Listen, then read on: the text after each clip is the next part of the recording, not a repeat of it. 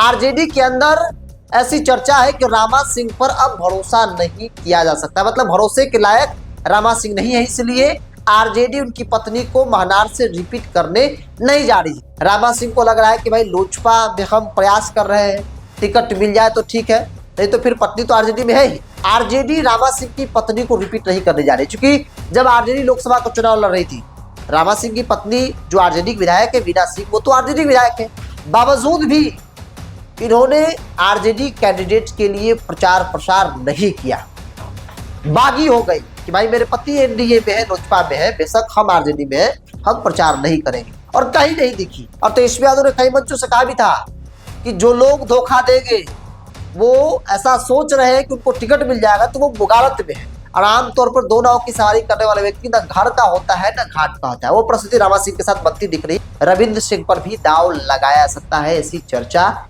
RJD के अंदर भी कई नेताओं के द्वारा किया गया है। जब हमने बातचीत की तो उन्होंने कहा कि भाई रविंद्र सिंह वहां पर ग्राउंड पे मेहनत कर रहे हैं, मजबूत है, तो ऐसे में अगर राजपूत पर दाव लगाना है तो फिर रविंद्र सिंह पर भी विचार किया जा सकता है।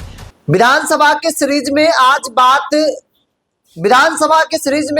बात महनार विधानसभा क्षेत्र की, जहां से आरजेडी के सिटिंग विधायक हैं बाहुबली रामा सिंह की पत्नी वीणा सिंह, और रामा सिंह इस वक्त दो नाव की सवारी कर रहे हैं।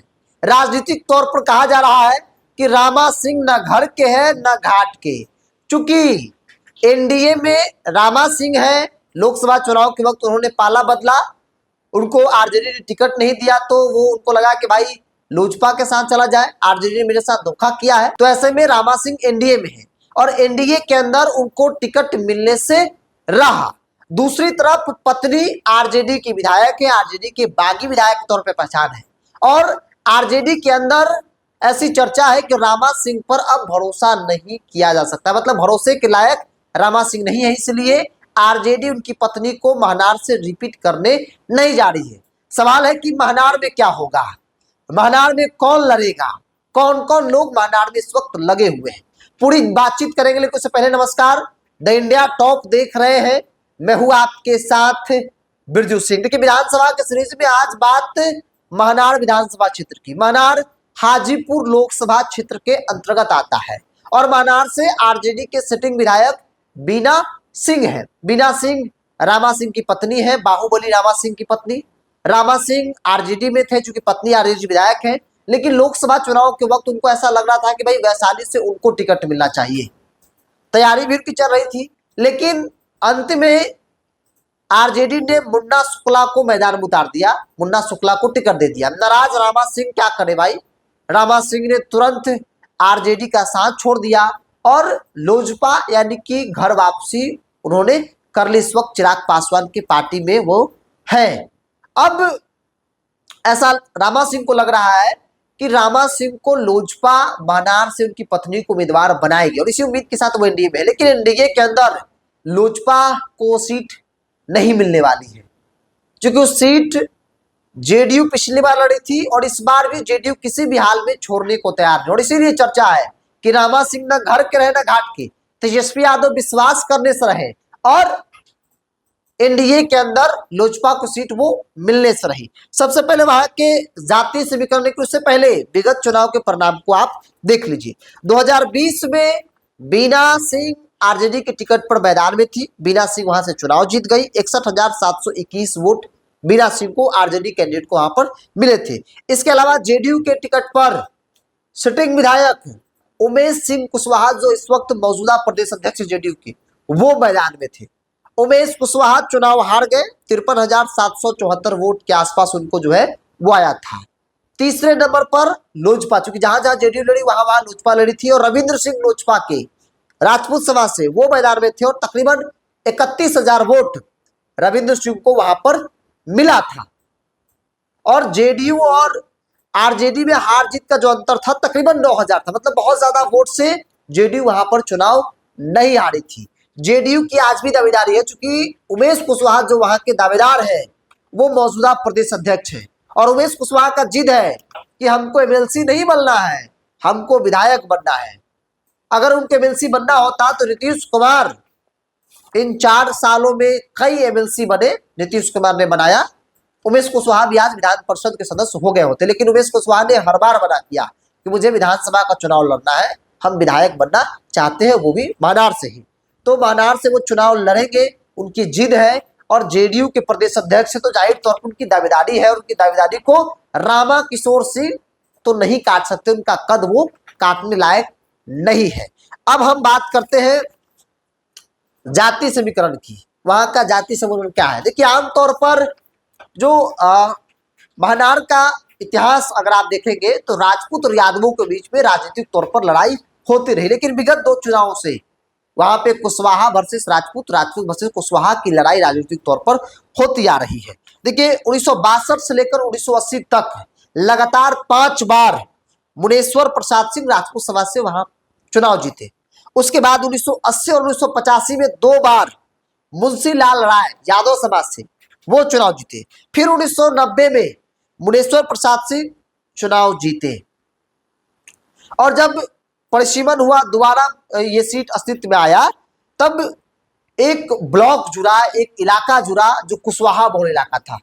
वो इलाका जंदाहा का था, जहां से उमेश कुशवाहा आते हैं, और ये इलाका कुशवाहा का है, बड़ी आबादी यहाँ पर है। देखिए, जातीय समीकरण को देखिए, यहाँ पर शेड्यूल कास्ट की बहुत बड़ी आबादी है, यहाँ पर 70 से 75 हजार शेड्यूल कास्ट की आबादी है।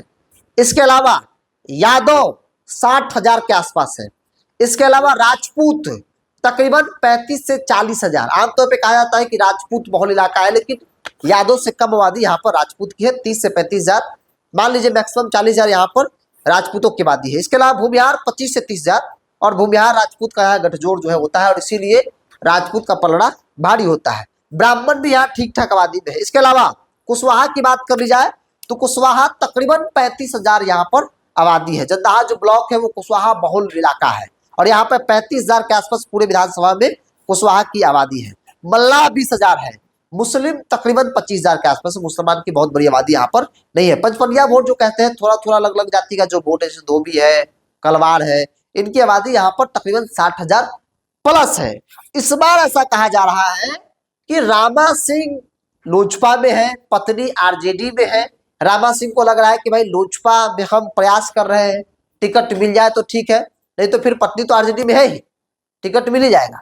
लेकिन राजनीतिक तौर पर जिन बातों की चर्चा है आरजेडी के अंदर, एनडीए के अंदर, आरजेडी रामा सिंह की पत्नी को रिपीट नहीं करने जा रही। क्योंकि जब आरजेडी लोकसभा का चुनाव लड़ रही थी, रामा सिंह की पत्नी जो आरजेडी विधायक है वीणा सिंह, वो तो आरजेडी विधायक है, बावजूद भी इन्होंने आरजेडी कैंडिडेट के लिए प्रचार प्रसार नहीं किया। बागी हो गई कि भाई मेरे पति एनडीए में है, लोजपा में है, बेशक हम आरजेडी में है, हम प्रचार नहीं करेंगे। और कहीं नहीं दिखी मीरा सिंह। इस बात का खुन्नस आरजेडी के अंदर है। और तेजस्वी यादव ने कई मंचों से कहा भी था कि जो लोग धोखा देंगे, वो ऐसा सोच रहे हैं कि उनको टिकट मिल जाएगा, तो वो मुगालत में है। और ये चीजें मानार में भी देखने को आपको मिल सकती है। तो 2 नाव की सवारी रामा सिंह कर रहे हैं, और आमतौर पर 2 नाव की सवारी करने वाले व्यक्ति ना घर का होता है ना घाट का होता है। वो परिस्थिति रामा सिंह के साथ बनती दिख रही है, एनडीए हो या फिर महागठबंधन। चूंकि एनडीए के अंदर उमेश सिंह कुशवाहा मजबूत दावेदार है, और जेडीयू किसी भी हाल में वो सीट छोड़ने नहीं जा रही है। जेडीयू सीट पर चुनाव लड़ेगी, चूंकि बात जेडीयू के प्रदेश अध्यक्ष की है, कोई लोजपा के प्रदेश अध्यक्ष की नहीं है कि मिले न मिले, जेडीयू के प्रदेश अध्यक्ष की है। इसलिए जेडीयू यहाँ पर चुनाव किसी भी हाल में लड़ेगी। और वहां पे कुशवाहा की बड़ी आबादी है, और 9000 मात्र वोट से, जब चिराग नहीं थे तब वहां पर चुनाव जो है वो जेडीयू हारी थी। तो कई फैक्टर है। इसके अलावा एनडीए के अंदर में एक दो और नाम है जिसकी चर्चा हो रही है। वहां के पूर्व विधायक जो 2010 में बीजेपी से चुनाव लड़े और चुनाव जीते, डॉक्टर अच्युतानंद, हालांकि 15 में भी लड़े, लेकिन 15 में लालू नीतीश की जोड़ी थी, और उस जोड़ी के सामने भाजपा फीकी पड़ गई। उमेश सिंह कुशवाहा चुनाव अच्छे खासे वोटों से उस वक्त चुनाव वो जीत गए थे, तकरीबन 27,000 प्लस वोट से उमेश सिंह कुशवाहा 2015 में चुनाव जीते थे। तो एक नाम डॉक्टर अच्युतानंद का भी है जो एनडीए के अंदर है, जिसकी चर्चा जो है वो हो रही है।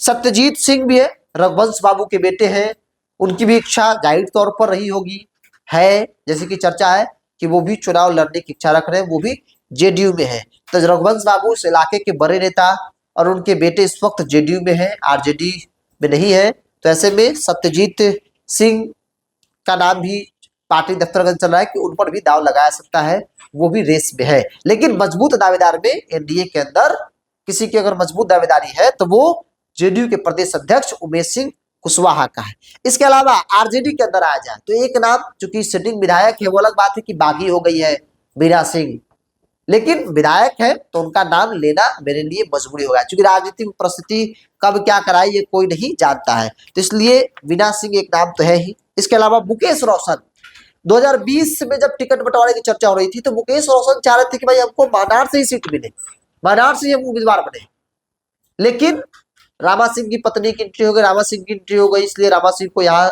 इस टिकट उनकी पत्नी को दे दिया गया और मुकेश रोशन को महुआ जो है भेज दिया गया, तेज प्रताप को हसनपुर भेज दिया गया।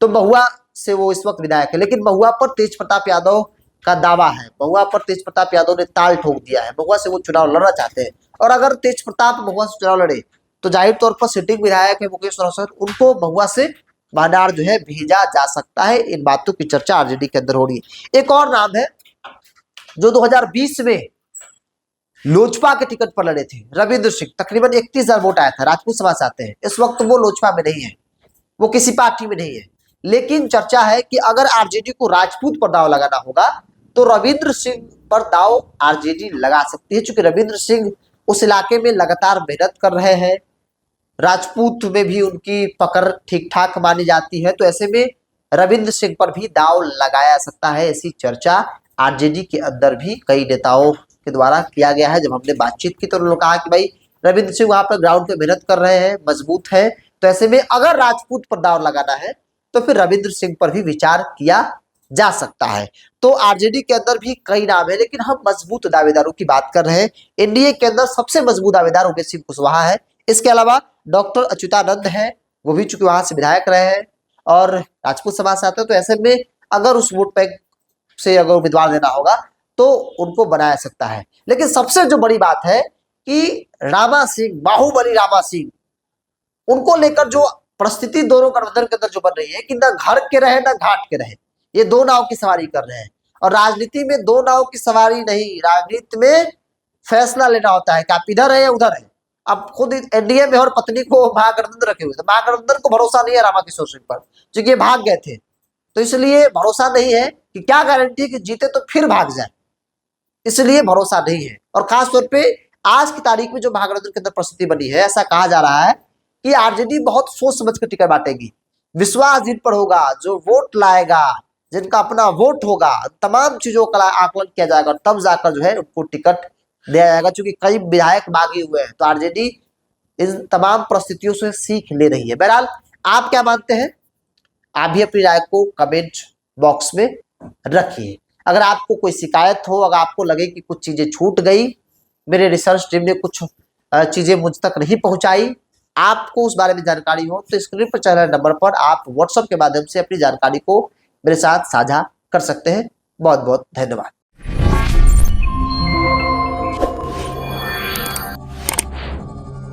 Yeah.